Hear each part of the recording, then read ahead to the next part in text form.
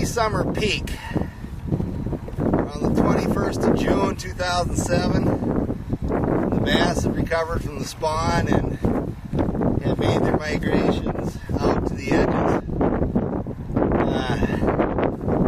One would think you could go out on a deep weed line and cast bait worms and spinner baits and catch bass, and that's probably true, but the lake that I'm on today has a little bit different characteristics. It gets sprayed for pondweed, and this happened in mid-May, and by this time the majority of the weeds have died and broken up, and the water clarity of this lake is almost pea soup green.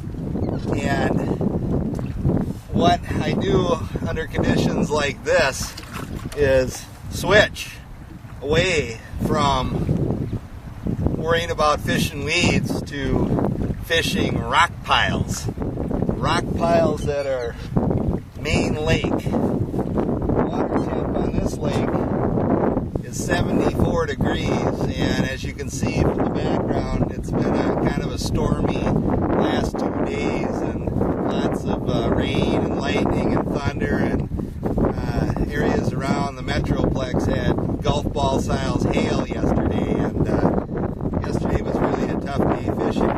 So what I do on this kind of lake that's lacking weeds, it's got a good bass population. I'll show you the gear. I've got a St. Croix 7-foot medium rod with 10-pound Berkeley Forest smoke they call it, fire line, and I'm using a Rapala and a bluegill pattern, and this particular lure gets down to about 25 feet. Now I'm not catching these bass that deep, but what I like about a lure that dives this deep is when you get it down to 15, 16 feet of water and you start bouncing rock with it, you can pause it and it is pretty much neutrally buoyant at that time, and you can rip it back down the rocks and bounce it around, bounce it around. And I want to show you 4 bass that I caught within probably 8 casts. They were schooled up and they were just creaming this crankbait. I was hooking them across the mouth, and it was right before this storm came in and lots of wind and lots of rain. So without further ado, I'm going to show you some of these pigs. Look at this baby right here. That right there was hooked across the mouth. Quite the largemouth.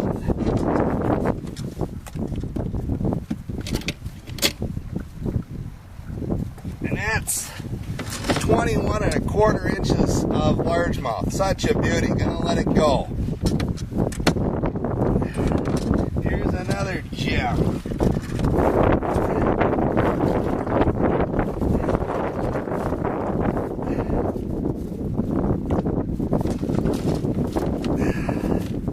This one here almost identical to it. Look at that baby. That's a beautiful largemouth bass. This one here measures 19¾ inches. Again, a beautiful largemouth bass, and going back to the lake. Here's the third one.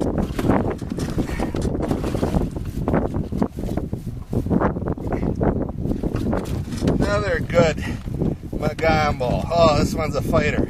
Just fat, you can see. They're really eating now that the spawn's all done. And this one will measure 19¾ inches. About a 3-4 pounder in that range. Beautiful largemouth bass. And the last one. You can see one after another.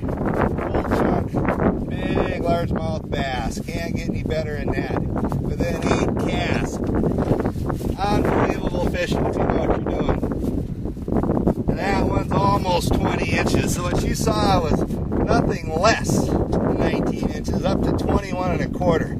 Use a crankbait. Use that braided line. That's 4-pound diameter. Use that real deep diving crankbait. Rapala makes a good one. There's other ones that are real good too. And get it down on the rocks, and when you hit the rocks, slow it down.